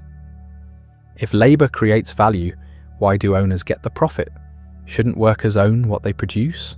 Karl Marx would later build an entire critique of capitalism on this foundation. The worker creates value through labour. The capitalist extracts surplus value as profit. This is exploitation, not legitimate ownership. Marx was inverting Locke's argument, using it against the system Locke defended. But the logic was Lockean. Labour creates property rights. Follow that principle consistently, and you end up challenging wage labour itself. This wasn't what Locke intended. He distinguished between labour you do on your own land or resources and labour you sell to someone else. When you work for wages, you've already consented to give the product to your employer. The employer owns your labour time, so they own what you produce during it. Problem solved. Except socialists asked why this was legitimate. Why should anyone be able to own another person's labour time? If rights are natural and inalienable, can you really sell away your labour permanently? Locke had said you can't sell yourself into slavery, because that would be giving up the natural liberty that's the foundation of all other rights. But wage labour looked suspiciously similar. You're subordinating yourself to another's will, following their commands, producing value they claim as theirs. The debate continues. Libertarians invoke Locke to defend free markets and property rights. Socialists invoke Locke's labour theory to attack the same system. Both sides are using his framework. Both think they're being consistent with his principles. They're just emphasising different parts and following different threads. This multiplicity of interpretation isn't a failure of Locke's system. It's built into the structure of political philosophy. Any powerful framework contains tensions, ambiguities, and points where different principles conflict. Locke gave us several principles: property rights, natural liberty, consent, limited government. They don't always point the same direction. When they conflict, you have to choose which to prioritise. Different people make different choices. That's why Locke remains relevant. Not because he settled everything, but because he articulated principles we're still trying to reconcile. The same pattern plays out with the religious toleration. Locke wrote his letter concerning toleration while in exile, watching England tear itself apart over questions of faith. Catholics versus Protestants, Anglicans versus dissenters. Each group convinced that salvation required suppressing the others. Locke proposed a radical solution: stop. The civil magistrate has no business enforcing religious doctrine. Faith is an inward conviction that can't be compelled by force. If you threaten someone into attending church, you haven't saved their soul. You've just created a hypocrite. So separate the domains. Civil government protects life, liberty, and property. Religious communities pursue salvation according to their own lights. Neither should interfere with the other. This sounds reasonable now. It was explosive then. Most people believed that religious unity was essential for social order. Allow heresy to flourish, and you invite God's wrath on the entire nation. The king's duty included protecting the true faith and suppressing error. Locke rejected this completely. Religious belief is voluntary by nature. Coercion produces conformity, not genuine faith. God doesn't want forced worship. He wants freely chosen devotion. Therefore, the state should tolerate all religious opinions that don't threaten civil peace. But there's a catch. Locke included exceptions. Atheists can't be tolerated because without belief in God and divine judgment, they have no reason to keep their promises. Catholics can't be tolerated because they owe allegiance to a foreign power, the Pope. These exclusions undermined the principle. If toleration rests on natural rights and religious freedom, why do atheists and Catholics lose those rights? Locke's answer was essentially pragmatic. They're dangerous. Atheists might break contracts. Catholics might conspire with hostile foreign powers. It's self-defense, not persecution. Later advocates of religious freedom dropped these exceptions. If conscience is sacred, it's sacred for everyone. You can't carve out special categories and claim you're defending universal principles. The Enlightenment thinkers who came after Locke pushed toleration further than he had, extending it to atheists, Catholics, Jews, Muslims, and eventually to people who questioned religion entirely. They were being more consistent with Lockean principles than Locke himself. His framework pointed toward universal toleration, even though he stopped short. This happens repeatedly. Someone articulates a principle. They apply it to certain cases but not others. Later thinkers notice the inconsistency and extend the logic. Locke said all men are created equal with natural rights. He didn't include women, enslaved people, or colonized populations in that category. Others asked why not. If rights are natural, they can't depend on gender, race, or geography. Either the principle is universal or it's not a principle. Extending it created political movements Locke would have found incomprehensible. But they were using his language, his concepts, his mode of argument. The framework was built to travel beyond its origins. Consider the right to revolution. Locke was careful about this. Government derives from consent. When rulers violate their trust by attacking the natural rights they're supposed to protect, the people can withdraw consent and establish new government. But Locke added qualifications. Revolution is justified only against sustained tyranny, not for light or transient causes. The people are slow to act. They endure much before rising up. When they finally do revolt, it's because the government has made itself their enemy. This is both radical and conservative. Radical because it denies absolute sovereignty and makes all government conditional. Conservative because it sets a high bar for resistance. You need serious, persistent violations, not just bad policy or personal grievance. The American revolutionaries quoted Locke constantly. The Declaration of Independence reads like an application of the Second Treatise.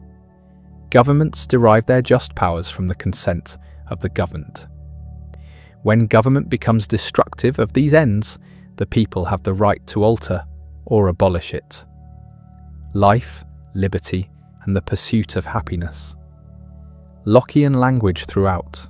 But was American independence really justified by Locke's standards? The colonists weren't facing systematic tyranny. They were being taxed without representation in Parliament, which they found insulting and unfair.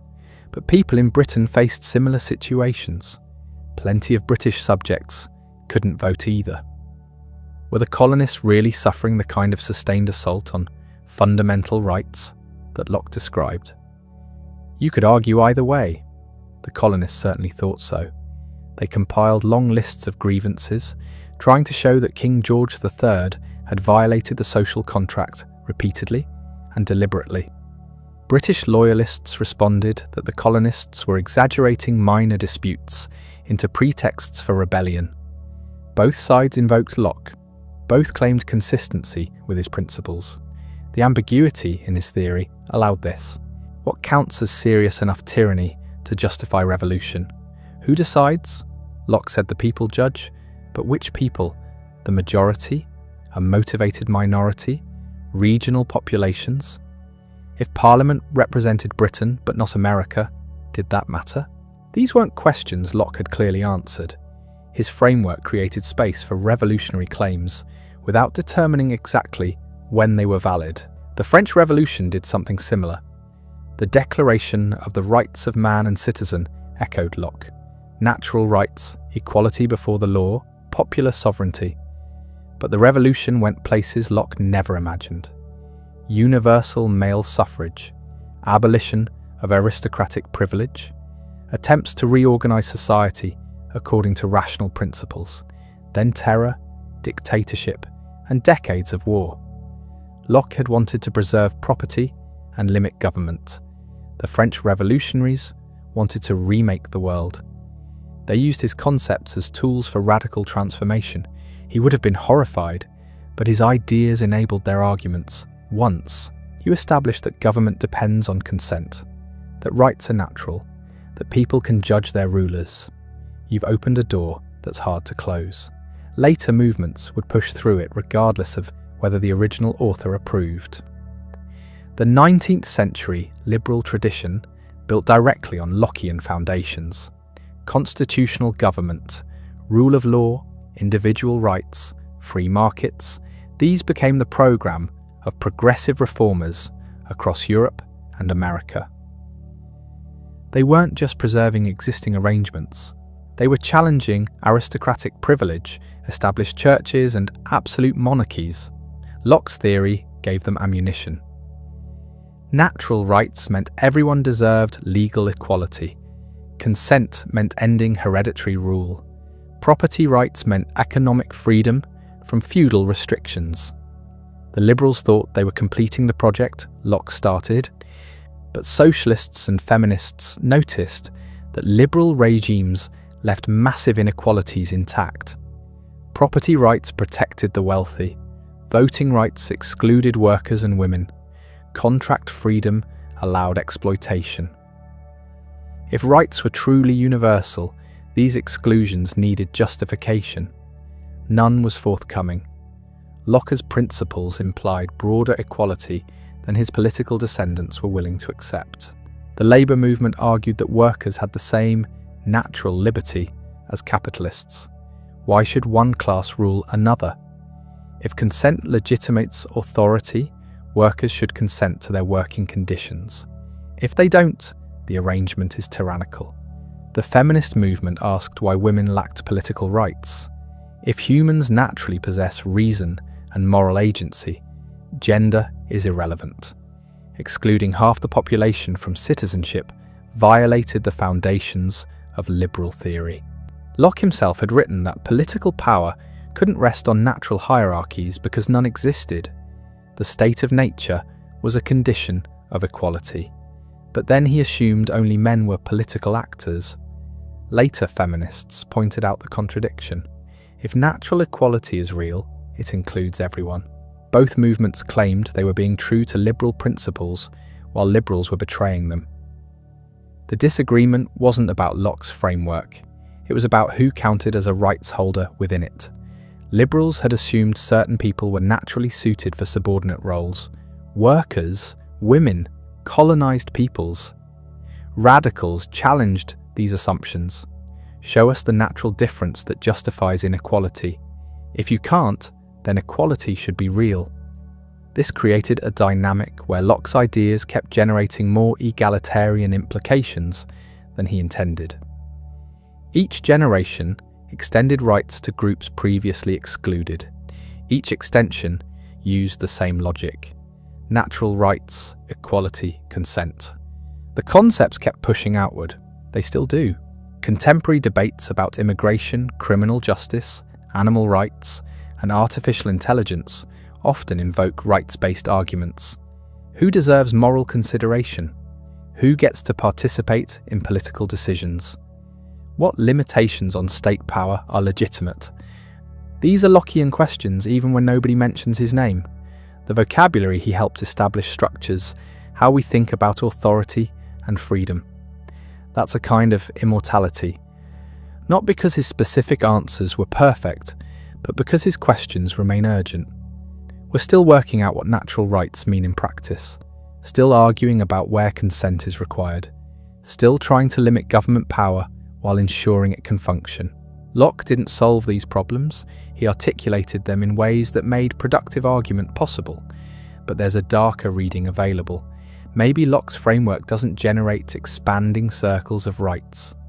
Maybe it just provides better justifications for the same exclusions. Consider property rights again. Locke said labor creates ownership, but he also said Native Americans didn't really own their land because they hadn't enclosed and cultivated it properly. European colonists could therefore claim it legitimately. This wasn't accidental racism contradicting his principles. It was the principles themselves applied consistently. Property requires improvement. Nomadic peoples don't improve land, therefore they don't own it. You can challenge the premises. Why does ownership require European-style agriculture? Why is enclosed cultivation the only legitimate use of land? But Locke built these assumptions into his theory from the beginning.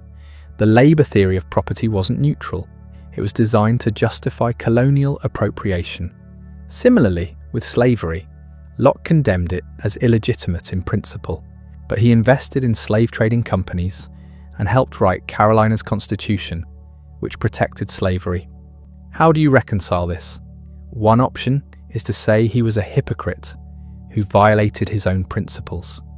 Another is to notice that his principles contained loopholes. Slavery is wrong if you enslave free people. But what about prisoners of war? What about people you purchase from others who enslaved them? What about children born to enslaved parents? Locke's theory left room for these distinctions. His personal behaviour exploited that room. The same pattern appears throughout.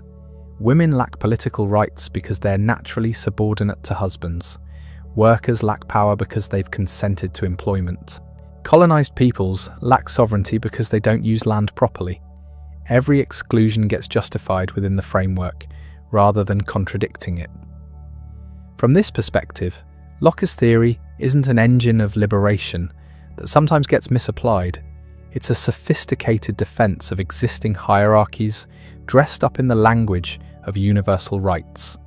The genius isn't creating genuine equality, it's making inequality look legitimate. This critique has force.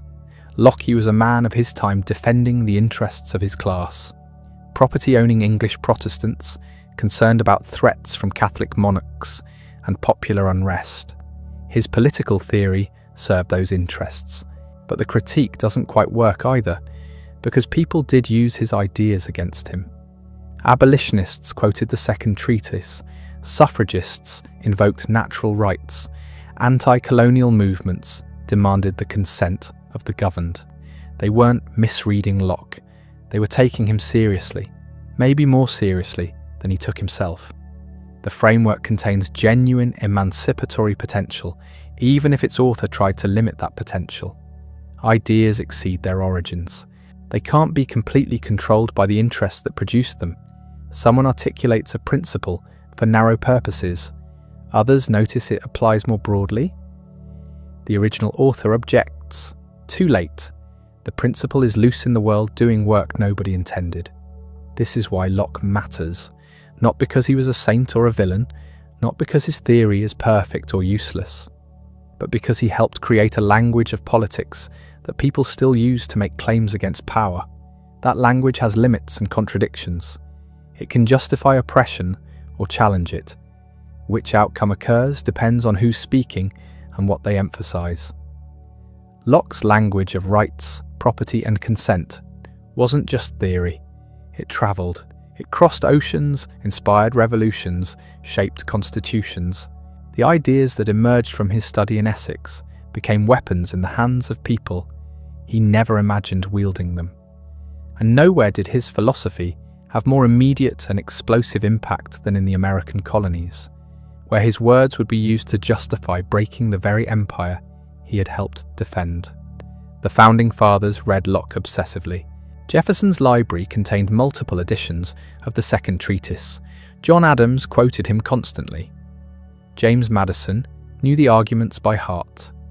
When they needed philosophical justification for rebellion, they turned to the English philosopher who had explained exactly when revolution becomes legitimate. The Declaration of Independence is essentially Lockean theory, translated into revolutionary practice. Compare the language. Locke wrote that men are by nature free, equal, and independent. Jefferson wrote that all men are created equal. Locke said government exists to protect life, liberty, and estate. Jefferson changed estate to the pursuit of happiness, but the structure is identical. Locke argued that when government becomes tyrannical, the people retain the right to dissolve it and create a new one. Jefferson listed grievances against King George and declared the colonies free and independent states. It's almost plagiarism, except that Locke's ideas were considered common property by the 18th century. You didn't need to cite him any more than you'd cite Euclid for geometry. His political philosophy had become the default framework for English-speaking people thinking about government. The Constitution itself reflects Lockean assumptions throughout. Property rights are protected. The separation of powers prevents any single branch from becoming tyrannical. The system of checks and balances embodies Locke's distrust of concentrated authority.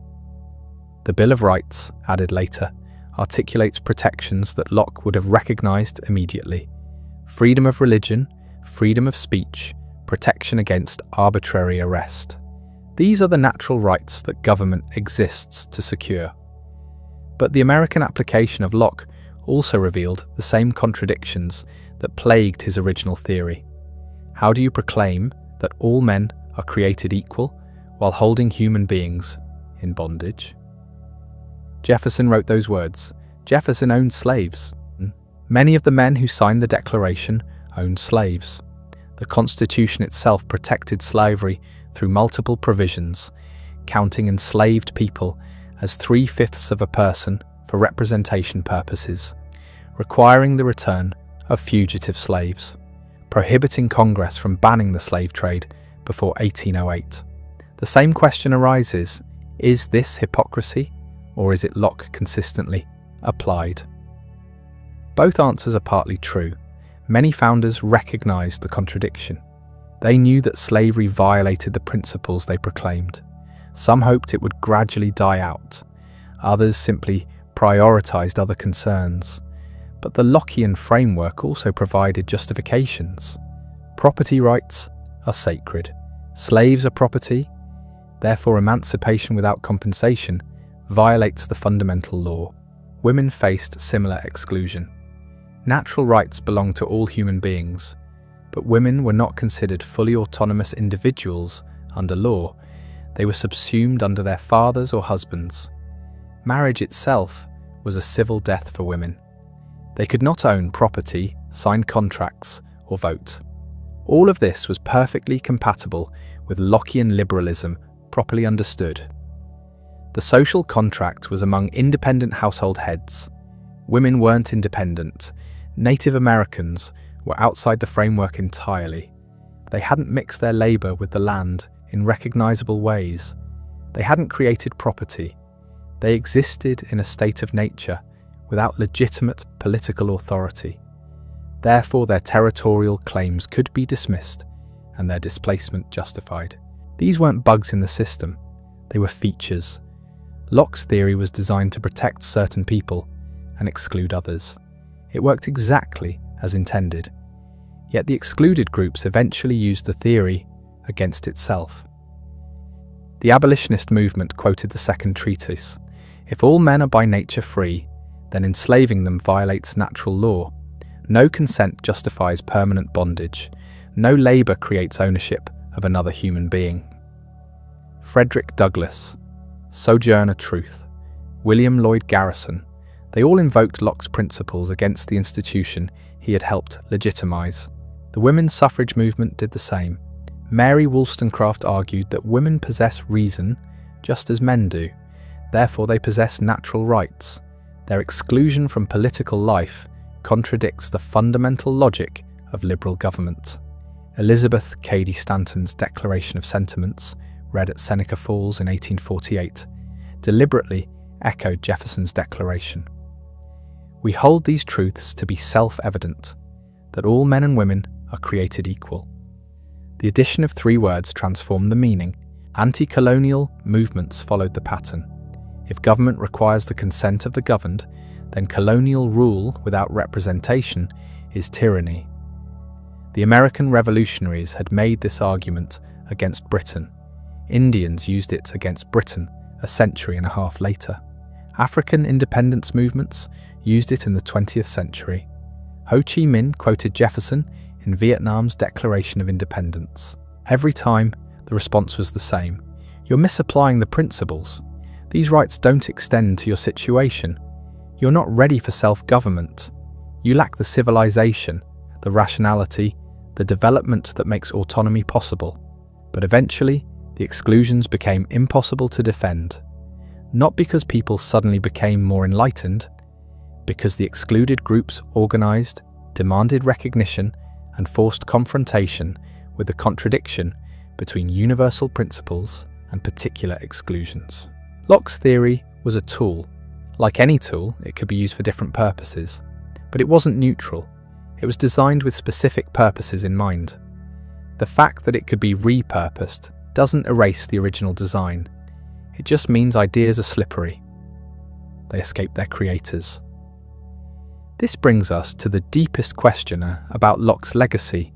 Was he ultimately a force for liberation or for oppression? The answer depends on what timeline you examine. In his own lifetime, Locke's political philosophy defended the interests of the English merchant and landowning classes. It justified revolution against one kind of tyranny while protecting against more radical challenges to property and hierarchy. It opened space for religious toleration, but only within Protestant Christianity. It proclaimed universal rights while building in exclusions that left most of humanity outside the circle of full citizenship. Over the following centuries, those who had been excluded used Locke's language to fight their way inside the circle.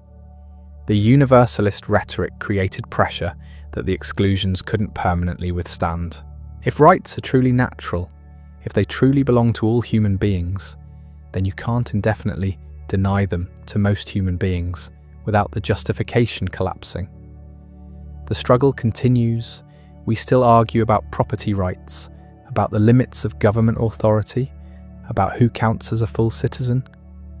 We still debate consent, representation, and the conditions under which revolution becomes legitimate.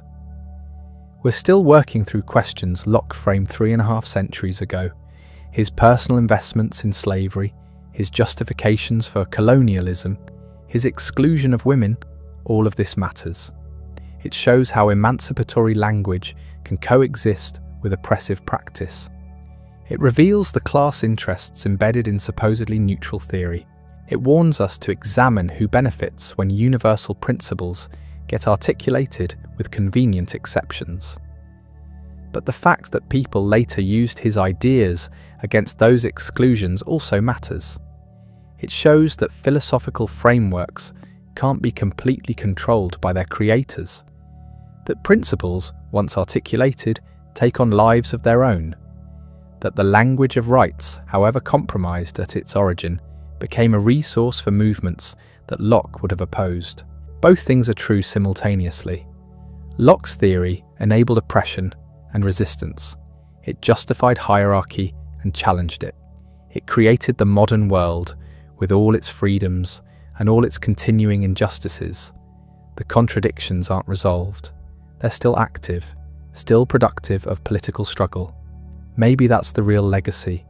Not a set of timeless truths, but a framework for ongoing argument.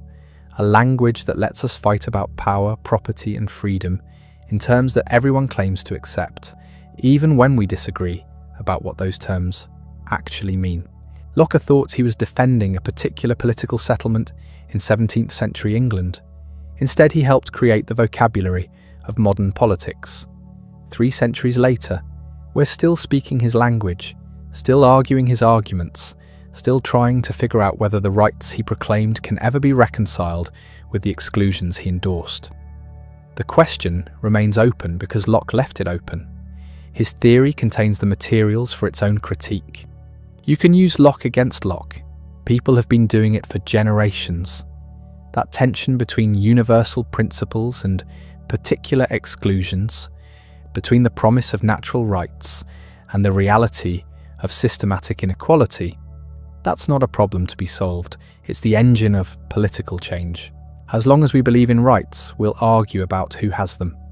As long as we believe in consent, we'll fight about whose consent counts. As long as we believe government should serve the people, we'll struggle over who the people are. Locke didn't resolve these questions. He gave us a way to fight about them. And we've been fighting ever since. His shadow falls across American courtrooms, where judges interpret constitutional rights, across international tribunals, where human rights claims are adjudicated, across political movements demanding recognition and redistribution. The language changes, the arguments evolve, but the basic framework remains recognizably Lockean. Beyond politics, Locke's philosophical influence extends into domains he barely considered. His theory of the mind shaped psychology for 2 centuries. His epistemology influenced the development of empirical science. His writings on education affected how Western societies think about child development. The man who spent his life in political exile and philosophical obscurity became, after his death, one of the architects of modernity. The empiricism he defended became the foundation of the scientific method. The idea that knowledge comes from experience, tested and refined, led directly to the experimental approach that transformed human understanding of the natural world. When scientists insist on evidence, when they reject claims unsupported by observation, they're working in a tradition Locke helped establish. His educational theory, laid out in Some Thoughts Concerning Education, emphasized the importance of reason over rote memorization. Children should be taught to think, not merely to obey. Learning should be pleasant, adapted to the child's developing capacities. These ideas seem obvious now. They were radical in 1693. The modern progressive education movement, with all its strengths and weaknesses, traces its ancestry partly to Locke. Even his economic ideas had lasting impact. The labour theory of value, the notion that human work creates economic worth, influenced Adam Smith, and, through Smith, the entire classical economics tradition. Karl Marx would later transform it into the labour theory of exploitation. But both were building on foundations Locke had laid. The puzzle of John Locke is that he was simultaneously visionary and reactionary, liberating and oppressive, universal and parochial. He proclaimed principles that exceeded his own understanding of their implications. He built a philosophy of freedom that left most people unfree. He created tools that others would use to dismantle the very structures he defended. Was he a hypocrite? Certainly sometimes. Was he simply a man of his time? Partly, but that doesn't explain why his ideas outlasted their moment. Was he a radical whose insights were genuine despite his blindness? Also partly true. The complete answer is that he was all of these things at once. Contradictory, brilliant, limited, and transformative. 320 years after his death, we're still living in the world John Locke helped create.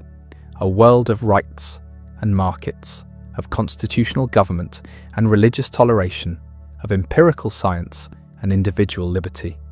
But also a world of persistent inequality, of economic exploitation justified as voluntary exchange, of exclusions rationalized through philosophical argument. We can't escape Locke any more than we can escape the air we breathe. His concepts structure how we think about politics, even when we've never read a word he wrote. Property, consent, rights, government, freedom. These words carry meanings shaped by his arguments. When we use them, we're thinking in Lockean categories, whether we know it or not. The task isn't to accept or reject Locke wholesale. It's to understand what his framework enables and what it forecloses, what questions it lets us ask and what questions it makes invisible, what forms of life it protects and what forms it abandons. His philosophy gave us the language to challenge kings, but it also gave kings the language to defend themselves. It helped create democracy. It also helped create capitalism with all its creative power and destructive force. It proclaimed human equality. It also rationalized systematic inequality. The house in High Laver, where Locke died, no longer stands. The village remains, quiet and unremarkable, unaware that it sheltered one of history's most consequential minds in his final years. There's no grand monument, no pilgrimage site, nothing to mark the spot where the philosopher who helped invent the modern world took his last breath. Perhaps that's fitting.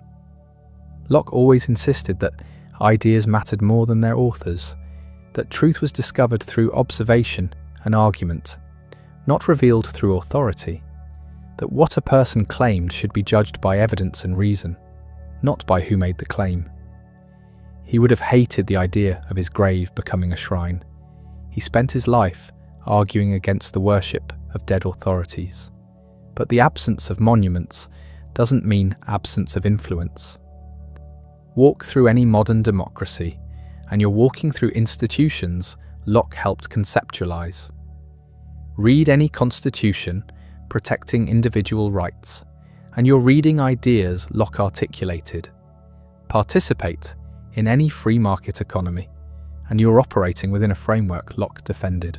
The 20th century brought new challenges to Lockean principles. Totalitarian movements on both left and right explicitly rejected the individualism at the heart of his philosophy. Fascists proclaimed the primacy of the state. Communists proclaimed the primacy of the collective. Both dismissed natural rights as bourgeois fiction. Yet liberal democracy, however imperfectly realized, survived these challenges. The post-war order, with all its flaws, was built on foundations recognizably Lockean. The Universal Declaration of Human Rights, adopted in 1948, speaks a language Locke would have understood. Life, liberty, property, consent. The vocabulary is his even when the applications extend beyond anything he imagined. The civil rights movements of the 20th century used Lockean language to challenge Lockean limitations. When Martin Luther King Jr. spoke of inalienable rights, when he invoked the promissory note of equality written into America's founding documents, he was holding the nation accountable to principles it claimed but failed to honor. The same philosophical framework that had excluded him was now the weapon demanding his inclusion. This is the strange power of universalist principles. Once proclaimed, they develop a logic independent of their author's intentions. Locke said all men are created equal while accepting slavery. But that statement, once made, couldn't be contained. Others would take it seriously, even if he didn't. They would ask why equality stopped at race, at gender, at property ownership. They would use his own arguments against the exclusions he defended. The feminist movement did this with particular force. Mary Wollstonecraft in 1792 had already pointed out that if reason is the basis of human equality and women possess reason, then women must be equal. Locke's framework contained the seeds of its own expansion. Every subsequent wave of feminism returned to this fundamental insight, demanding that liberal principles be applied consistently. Post-colonial thinkers would do the same. If consent is required for legitimate government, then colonial rule without consent is tyranny. If property rights are sacred, then colonial extraction is theft. The philosophical tools that European powers used to justify their domination became, in other hands, tools for dismantling that domination. This creates an odd historical pattern. Locke's philosophy has been both conservative and revolutionary, depending on who wielded it and when. It justified existing power structures. It also provided the language for challenging them. It rationalized exclusion. It also demanded inclusion. The question is whether this flexibility is a strength or a weakness. Does it mean Lockean liberalism is fundamentally sound, capable of self-correction and progressive expansion? Or does it mean the philosophy is so vague that it can justify anything, its apparent universality masking persistent biases? Contemporary political philosophy remains divided on this question. Some defenders argue that Locke's core insights remain valid even where his applications were wrong. The method is sound. The conclusions can be corrected. Others argue that the problems run deeper, that the entire framework is compromised by its origins in a particular historical moment with particular exclusions. The debate about property is especially sharp. Locke's labour theory seems straightforward enough in the 17th century. Mix your labour with unowned resources and they become yours. But what counts as unowned? What happens when all resources are already claimed? What about resources that require collective effort rather than individual labour? What about intellectual property, digital goods, genetic information? Modern economies bear little resemblance to the world Locke described. Most people don't own the product of their labour. They sell their labour to others who own the means of production. The factory worker doesn't own the car. The programmer doesn't own the software. The researcher doesn't own the patent. Is this consistent with Locke's principles, or a violation of them? Libertarians invoke Locke to defend property rights against taxation and regulation. Socialists invoke Locke to argue that contemporary property arrangements are illegitimate because they violate the requirement that acquisition leave enough and as good for others. Both claim his authority. Both can cite passages supporting their position. The debate about consent faces similar complications. If legitimate government requires consent, what form must that consent take? Is it enough to have ancestors who consented? Must each generation consent anew? Can silence count as consent? What about people who explicitly dissent but remain subject to laws they oppose? These questions matter because they shape real political conflicts. Immigration policy, taxation, regulation, the legitimacy of international institutions. All involve competing interpretations of what consent requires and what it permits. Locke provided the questions. He didn't provide final answers. Perhaps he couldn't have. The application of general principles to specific circumstances requires judgment that varies with context. But that means his philosophy is more like a grammar than a dictionary. It gives us rules for constructing arguments. It doesn't give us ready-made conclusions. The empiricist epistemology faces challenges too. Locke insisted all knowledge comes from experience, but 20th century philosophy of science showed that observation is theory-laden. We don't simply receive sensory impressions neutrally. We interpret them through conceptual frameworks we already possess. There's no purely empirical foundation, no uninterpreted given. This doesn't make science impossible. It makes it different from what Locke imagined. Knowledge isn't built from simple ideas upward, like a pyramid on a foundation. It's more like a web where beliefs support each other mutually, revised and adjusted as new evidence comes in, but never reduced to a single, unshakable base. Yet Locke's basic, empiricist impulse remains sound. Whatever the complexities of observation, experience still constrains belief. We can't simply make up facts about the world. Evidence matters. Testing matters. The experimental method that Locke championed, however philosophically complex its foundations, continues to generate reliable knowledge. The religious toleration Locke defended has become the default position in liberal democracies, though he would barely recognize its modern form. He argued for toleration within Christianity, plus perhaps Judaism. Contemporary pluralism extends far beyond that. Hindus, Muslims, Buddhists, atheists, all are included in the civic sphere that Locke helped theorize but wouldn't have fully accepted. The exclusion of atheists from toleration looks particularly strange now. Locke thought oaths and contracts required divine sanction. Without belief in God, he argued, promises meant nothing, and social trust collapsed. Secular societies have proven him wrong. Social cooperation doesn't require shared religious belief. Morality doesn't depend on divine command. These were Locke's blind spots, places where his philosophy failed to live up to its own principles. But here's the remarkable thing. The framework survived the corrections. Liberal toleration expanded to include the people Locke excluded without abandoning the basic argument for toleration itself.